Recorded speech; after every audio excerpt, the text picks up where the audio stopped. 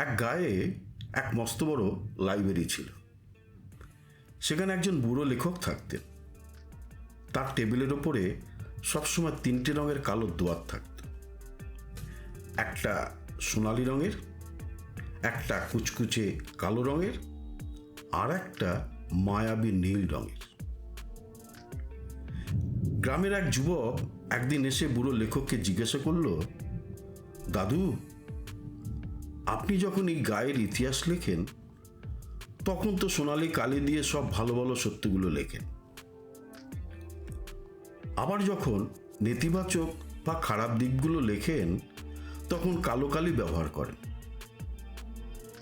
আমরা সাধারণ মানুষ দুটোই পড়ি, কিন্তু আমরা কি করে বুঝবো কোনটা নিছক বানানো গল্প আর কোনটা চরম সত্য?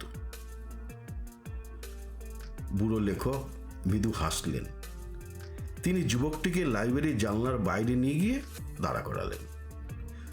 বুড়ো লেখক জানলার বাইরে ইশারা করে বললেন, ওই দেখো, ওপারে একটা মস্ত বড় বটগাছ কালবৈশাখীর ঝড়ে ভেঙে পড়ে আছে। এটা হলো ঘটনা সত্য, যা চোখে দেখা যাচ্ছে। এবার একজন সাহিত্যিক এসে লিখলেন, গাছটা ঝড়ে ভেঙে গেছে কারণ তার শিকড়গুলো মাটিকে শক্ত করে ধরতে পারেনি। আর একজন গল্পকার এসে লিখলেন, গাছটা আসলে অভিমানে ভেঙে পড়েছে কারণ তার ডালে যে পাখিটি বাসা বেঁধেছিল সে আজ সকালে তাকে ছেড়ে উড়ে গেছে। এখন ভালো করে ভেবে দেখো, পাখি উড়ে যাওয়ার কথাটি হয়তো নিছক একটা গল্প বা মিথ্যা, কিন্তু ওই গল্পের ভেতরে লুকিয়ে থাকা আবেগটা কিন্তু চরম সত্য।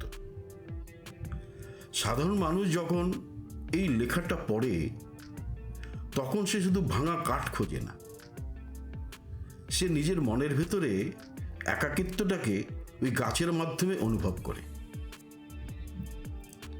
যুবকটি বলল, তাহলে কি গল্প আর সত্যের কোনো তফাৎ নেই?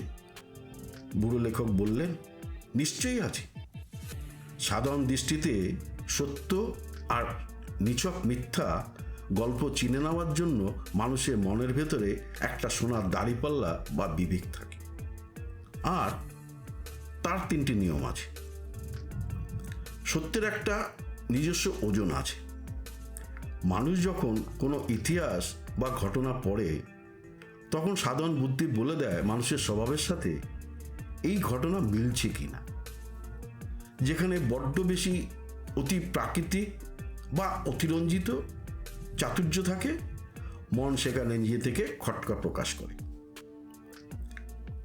কোনো লেখায় যদি শুধু কারো প্রশংসা পজিটিভ থাকে অথবা শুধু কারো বদনাম নেগেটিভ থাকে, তবে জানবে সেখানে ডাল মে কুছ কালা হ্যায়।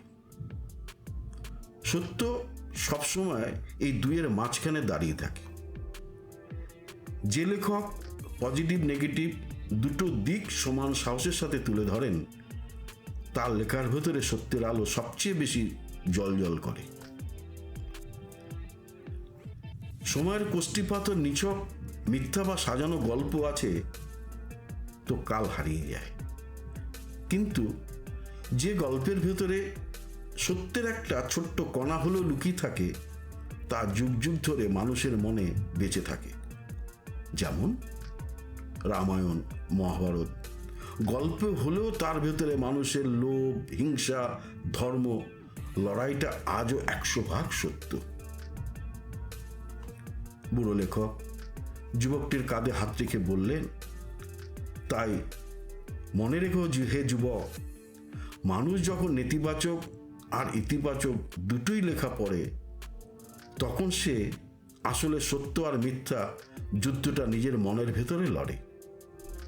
আর এই দুইয়ের মাঝে দাঁড়িয়ে যে লেখাটা মানুষের মনে শান্তি দেয়, মানুষের ভেতর থেকে আরও একটু ভালো মানুষ হতে সাহায্য করে, সেটাই হলো আসল সত্য। বাকিটা সময়ের স্রোতে ভেসে যাওয়া নিছক এক কাগজ মাত্র। ইতিহাসের পাতায় সত্য আর মিথ্যা পাশাপাশি ঘুমিয়ে থাকে। আমাদের কাজ চতুরতা দিয়ে তর্ক করা নয়, আমাদের কাজ হলো ওই শান্ত বুদ্ধিমান ক্যাপ্টেনের মতো নিজের বিবেককে দাঁড়িপাল্লায় মেপে সত্যটুকু চিনে নেওয়া। আজ আসি, সবাই ভালো থাকবেন, দেখা হবে পরের গল্পে। নমস্কার।